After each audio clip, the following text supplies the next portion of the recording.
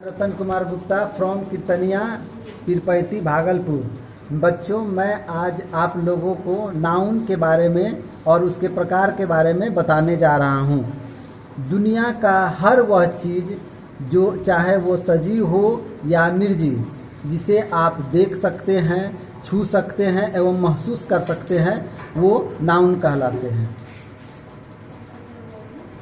Noun कहलाते हैं। जैसे इसमें पर्सन का नाम, प्लेस का नाम, एनिमल का नाम, बर्ड का नाम और वस्तुओं के नाम हो सकते हैं। अब पर्सन के नेम में जैसे बॉय, गर्ल, चाइल्ड इत्यादि। प्लेस में स्कूल, टेम्पल, विलेज, सिटी इत्यादि। एनिमल में काव,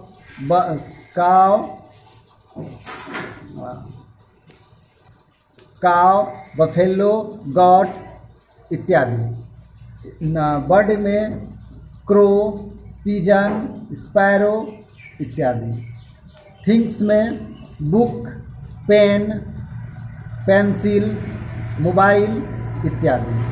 इसके अलावे दुनिया में जितनी भी नई चीज़ों का आविष्कार या निर्माण हो रहा है, वे सभी नाउन के ही अंतर्गत आते हैं। इसके बाद बच्चों, मैं आपको चित्र के माध्यम से नाउन के भेद के बारे में बताने जा रहा हूँ, जो इस प्रकार है।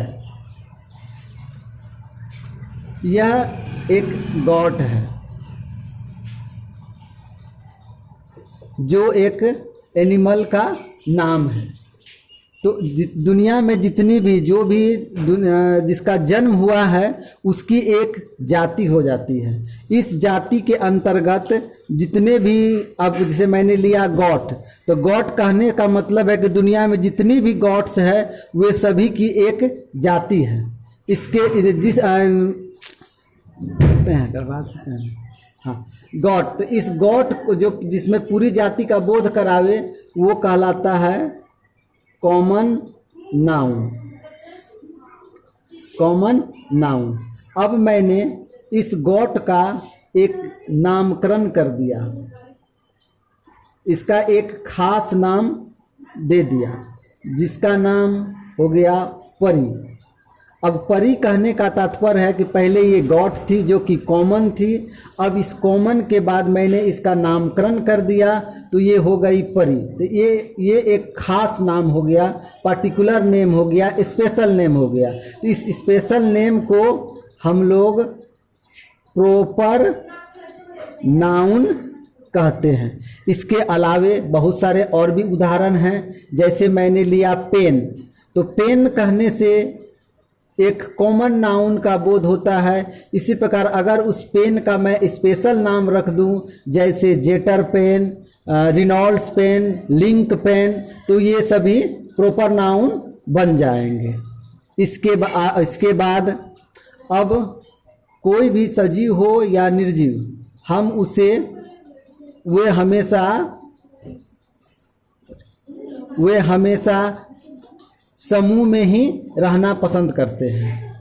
तो जब इस तरह से ये गॉट भी समूह में ही रहना पसंद करते हैं, तो इसके समूह को हम कलेक्टिव नाउन कहते हैं। कलेक्टिव नाउन कहते हैं। इसके अंतर्गत जैसे क्लास, सभा हो गया, वो सारे के सारे कलेक्टिव नाउन में आएंगे। इसके बाद अब मैं आप लोगों को मैटेरियल नाउन के बारे में बताने जा रहा हूँ। जिस प्रकार से आपके घरों में मेहमान आते हैं, तो उस मेहमान का कुछ खास ध्यान रखा जाता है।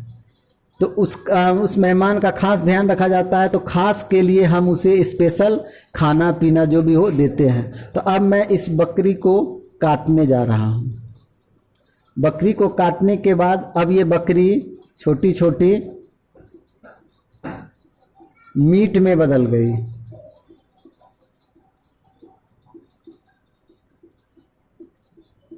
मीट में बदल गई। अब ये मीट को हम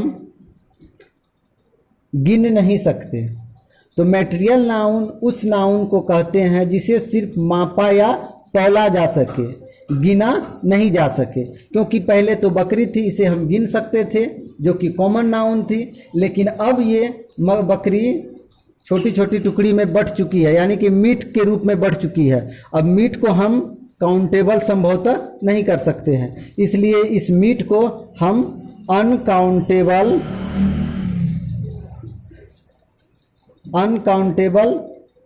के रूप में रखते हैं। इसके अलावे अब मैं इस मीट को एक बर्तन में मसाले के साथ आग में मैं इसे चढ़ाऊंगा या पकाऊंगा। पकाने के बाद इसमें से जो स्मेल आएगी, जिसे हम देख नहीं सकते, छू नहीं सकते, सिर्फ महसूस कर सकते हैं, तो जिसे महसूस किया जाए वो कहलाता है एब्स्ट्रैक्ट नाउन।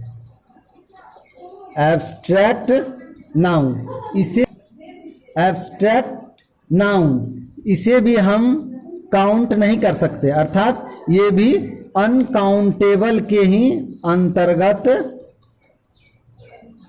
आएगी। धन्यवाद। तो बच्चों, तो आज हमने नाउन और उसके प्रकार के बारे में चित्र के माध्यम से हमने सीखा। धन्यवाद।